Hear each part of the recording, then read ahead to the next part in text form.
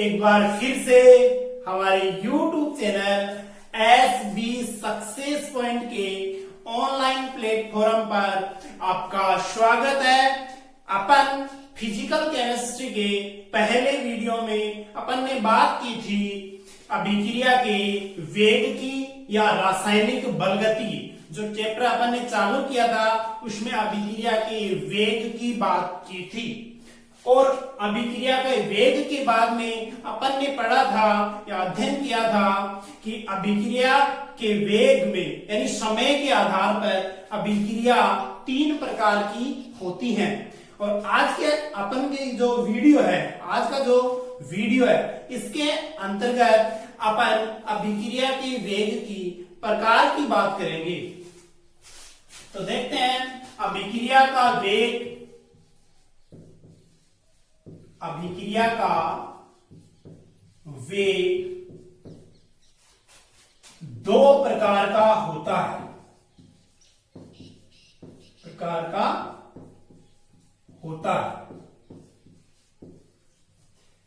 यानी अभिक्रिया का वेग 2 प्रकार का होता है। तो फर्स्ट होता है वो तो होता है औसत अभिक्रिया वेग और सेकंड होता है वो तात्क्षणिक अभिक्रिया का वेग। यानी फर्स्ट की बात करें अपन औसत अभिक्रिया वेग, औसत अभिक्रिया वेग, और सेकंड कौन सा है तात्क्षणिक अभिक्रिया वेग, तात्क्षणिक अभिक्रिया वेग। औसत अभिक्रिया वेग होता है, इसे क्या बोलते हैं, इसे बोलते हैं एवरेज रिएक्शन रेट या रेट ऑफ एवरेज रिएक्शन। यानी कहने का मतलब क्या हो जाएगा आर एवरेज, यानी एवरेज का मतलब औसत अभिक्रिया वेग, रेट का मतलब वेग और एवरेज का मतलब औसत, यानी औसत अभिक्रिया वेग को आर एवरेज के द्वारा रिप्रेजेंट करते हैं। और तात्क्षणिक अभिक्रिया वेग होता है, इसे आर इंस्टेंट के द्वारा रिप्रेजेंट करते हैं। यानी तात्क्षणिक होता है उसे अंग्रेजी में इंस्टेंटेनियस बोलते हैं। तो क्या हो जाएगा आर इंस्टेंट। ठीक है, तो सबसे पहले अभिक्रिया की वेग की बात करेंगे, औसत अभिक्रिया वेग या आर एवरेज की बात करेंगे। तो औसत अभिक्रिया वेग क्या होता है, जो अपन ने पढ़ा था कि अभिक्रिया का वेग वही क्या कहलाता है, औसत अभिक्रिया का वेग कहलाता है। तो अभिक्रिया की वेग की अपन ने डेफिनेशन पढ़ी थी, क्या पढ़ी थी कि इकाई समय में क्रिया कारक या उत्पादों की सांद्रता में परिवर्तन क्या कहलाता है, अभिक्रिया का वेग कहलाता है। इसे क्या कहा जाता है, औसत अभिक्रिया वेग कहते हैं। तो अपन डेफिनेशन लिख सकते हैं कि औसत अभिक्रिया वेग, देखिए औसत अभिक्रिया वेग यानी इकाई समय में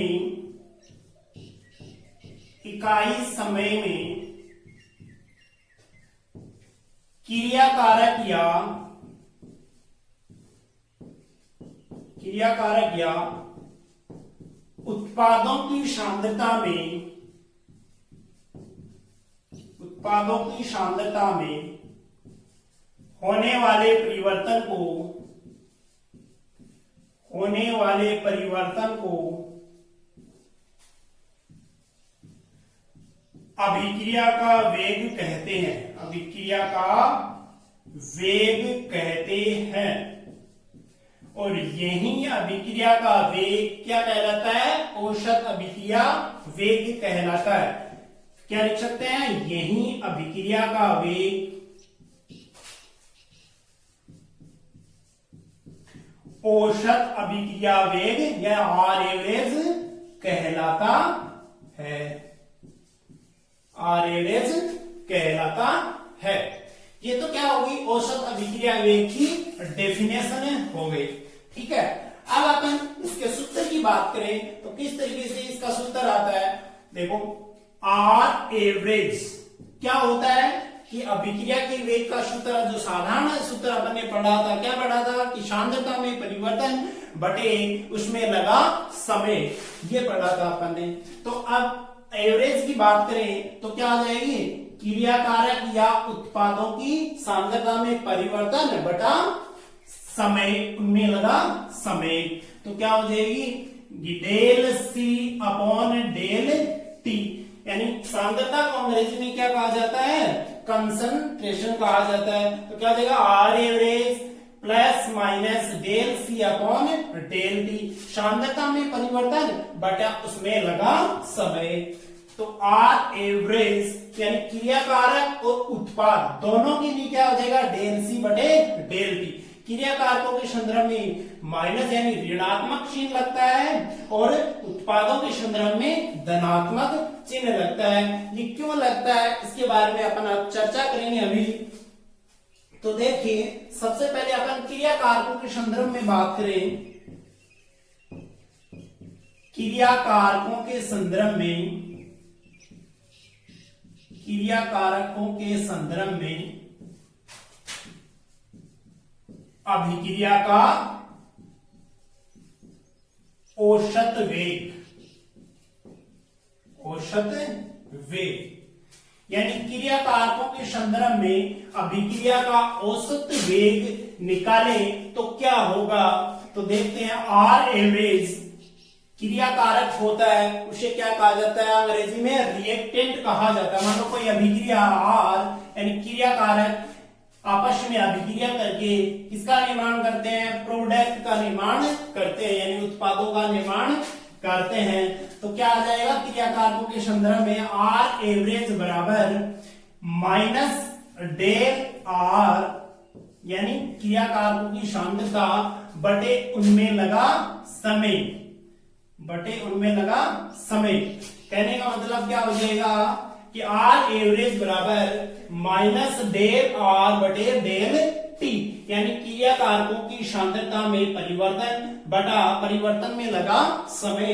ये क्या हो जाएगा, आर एवरेज किसके संदर्भ में, क्रिया कारकों के संदर्भ में। अब ये ऋणात्मक चिन्ह कैसे आता है, इसको ध्यान में रखना कि जब भी अभिक्रिया प्रारंभ होती है, अभिक्रिया प्रारंभ होगी तो क्रिया कारक क्या होंगे, आपस में रिएक्शन करेंगे और फिर बाद में किसका, समय के साथ में क्रिया कारकों का क्या होता जाता है, अपघटन होता जाता है और उत्पादों का निर्माण होता जाता है। यानी प्रारंभ में क्रिया कारक जब अभिक्रिया नहीं होती तो क्रिया कारक सबसे अधिक मात्रा में होते हैं, लेकिन समय के साथ में जब रिएक्शन होती है तब क्या होता है, क्रिया कारकों की सांद्रता में क्या आने लगती है, कमी आने लगती है और फिर बाद में उत्पादों के निर्माण में क्या होगी, वृद्धि होगी, या उत्पादों में क्या होगी, वृद्धि होगी। यानी क्रिया कारकों की सांद्रता में कमी होती है।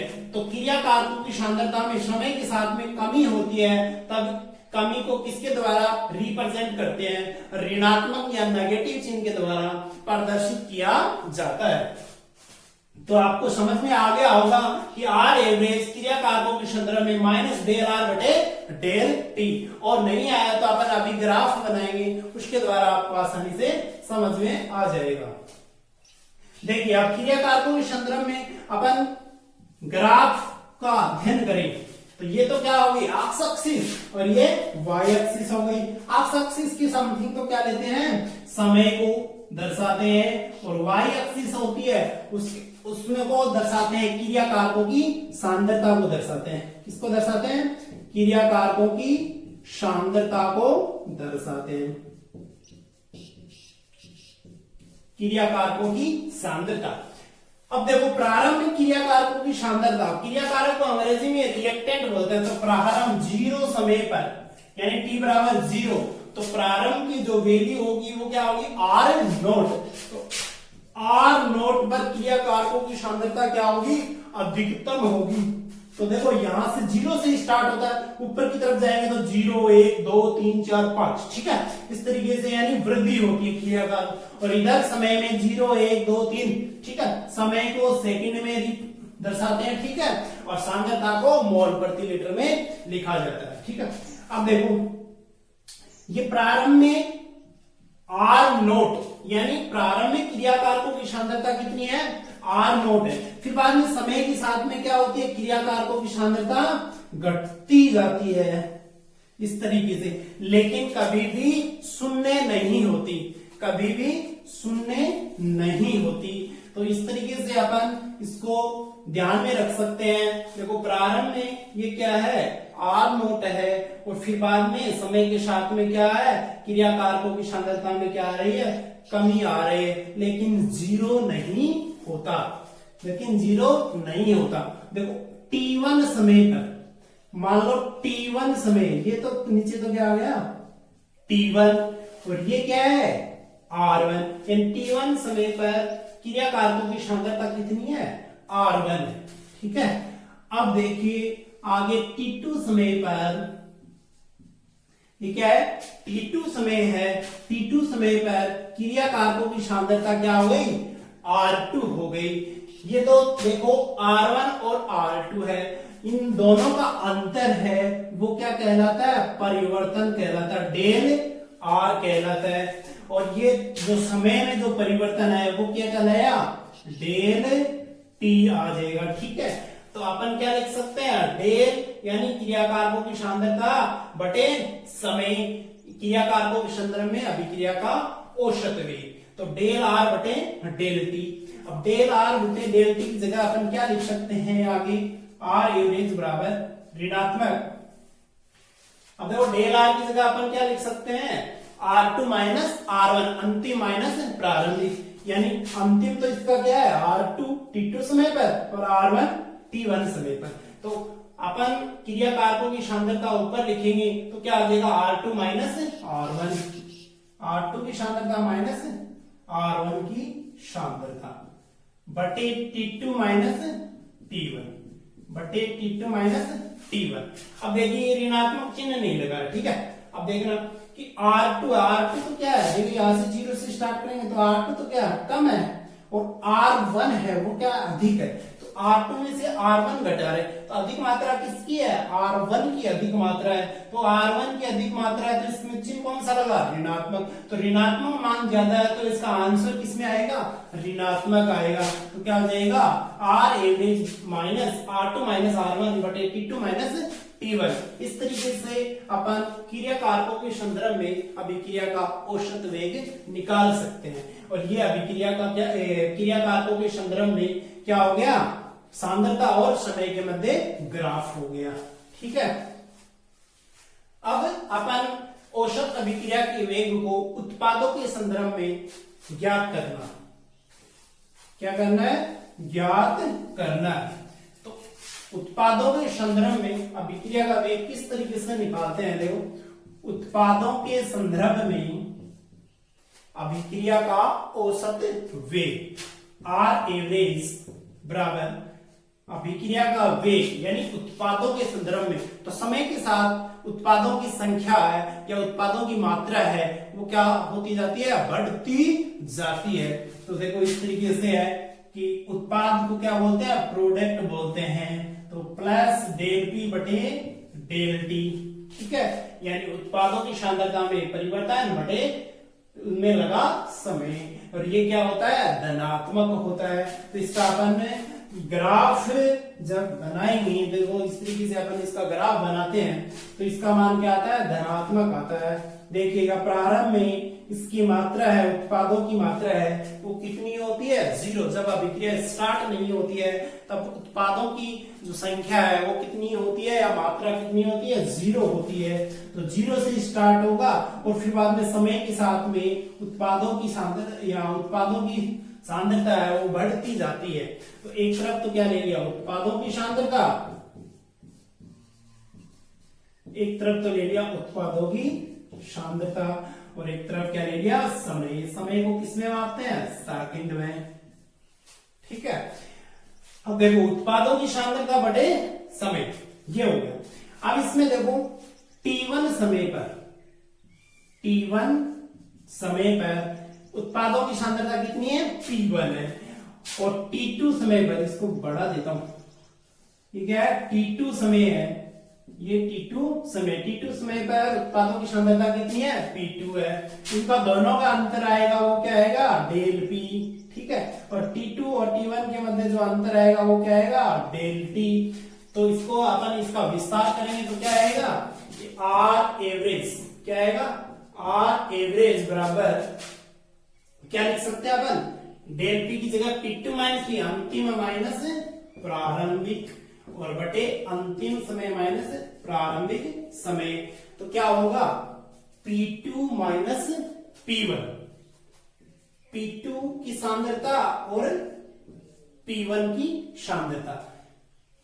तो इस तरीके से अपन इसको निकाल सकते हैं।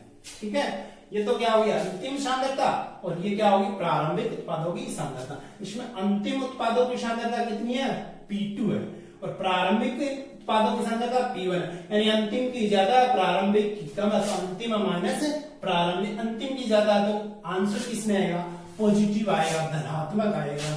तो इस तरीके से अपन प्लस P2 माइनस P1 बटे T2 माइनस T1 लिख सकते हैं। तो आपको ये औसत अभिक्रिया का वेग क्रिया कारकों के संदर्भ में और उत्पादों के संदर्भ में आसानी से समझ में आ गया होगा। अब अपन बात करते हैं दोनों की, क्रिया कारक और उत्पादों के संदर्भ में दोनों को एक साथ ग्राफ बनाते हैं।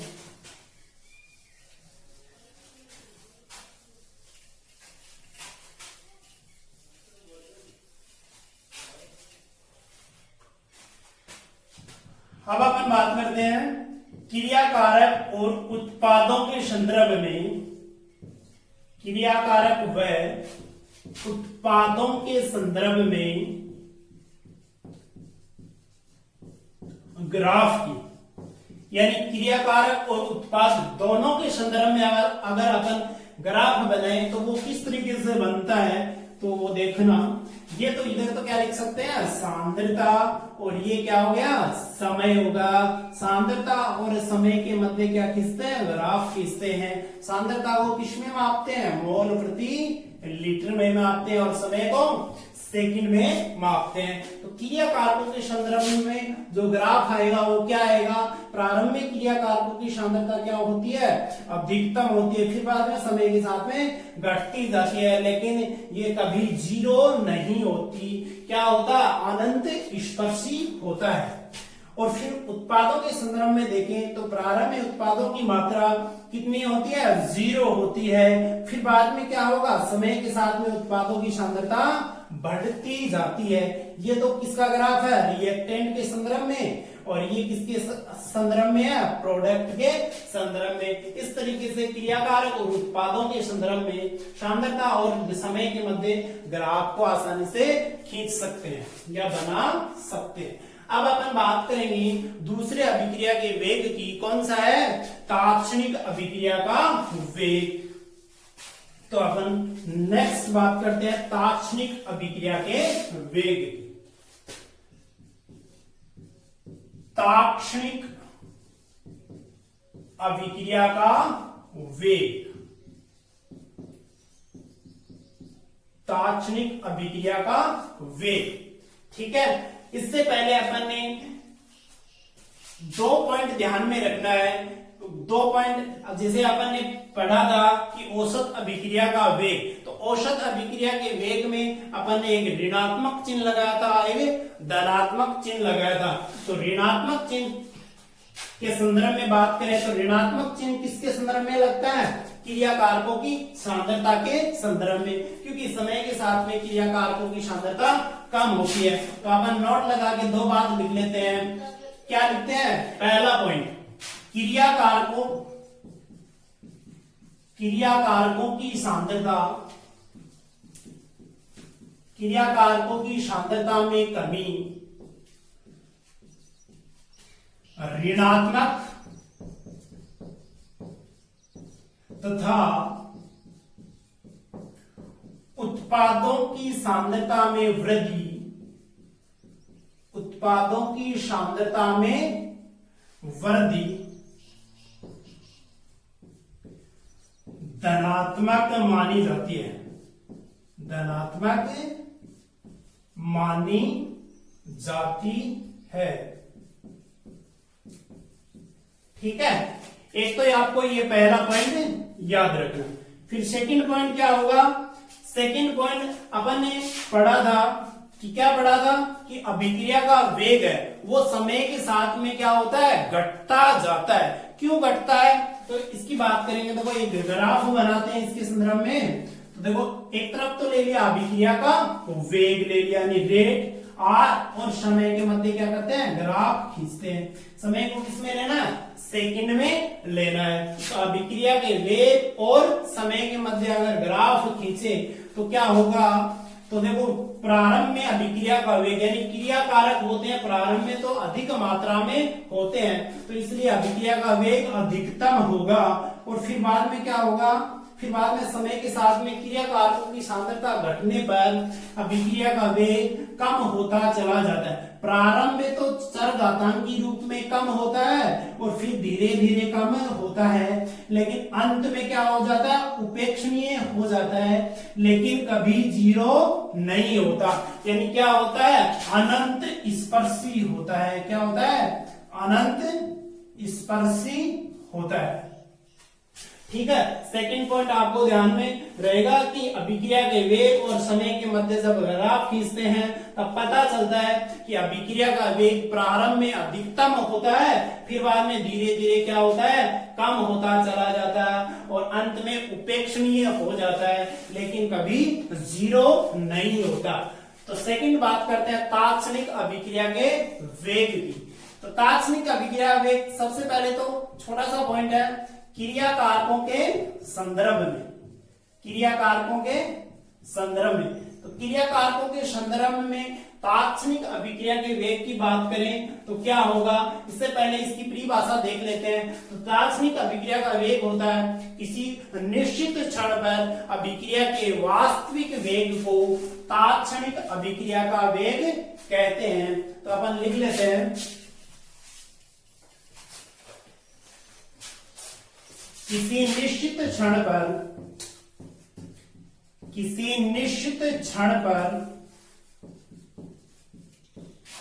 अभिक्रिया के वास्तविक वेग को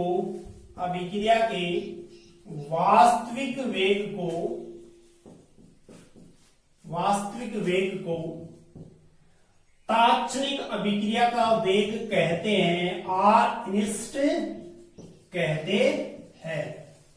ठीक है, तो क्रिया कारकों के संदर्भ में पहले देखते हैं। जैसे निश्चित क्षण, जैसे अपन मोटरसाइकिल चलाते हैं तो उस टाइम में मोटरसाइकिल के जो स्पीडोमीटर है उसके अंदर अपन देखेंगे उसकी स्पीड, तो वो नजर जितनी भी आती है जैसे 40 किलोमीटर प्रति घंटा, तो वो निश्चित क्षण पर जो अभिक्रिया का वेग है या स्पीड है वो क्या हो जाएगी, तात्क्षणिक अभिक्रिया का वेग। तो क्रिया कारकों के संदर्भ में लिखेंगे तो क्रिया कारकों के संदर्भ में क्या देगा, आर इनिस्ट बराबर, तो लिमिट लगा के अगर लिखेंगे तो क्या होगा, लिमिट डेल टी 0 तक जाएंगे तो क्या होगा कि प्लस माइनस, यानी क्रिया कारक और उत्पाद दोनों के संदर्भ में लिखना है तो क्या आ जाएगा, डेल टी, यानी सांद्रता में परिवर्तन बटे उसमें लगा समय, यानी दोनों के लिए तो क्या हो जाएगा, आर इनिस्ट बराबर लिमिट डेल टी 0 तक प्लस माइनस डेल सी बटे डेल टी। ये तो क्या हो गया, तात्क्षणिक अभिक्रिया का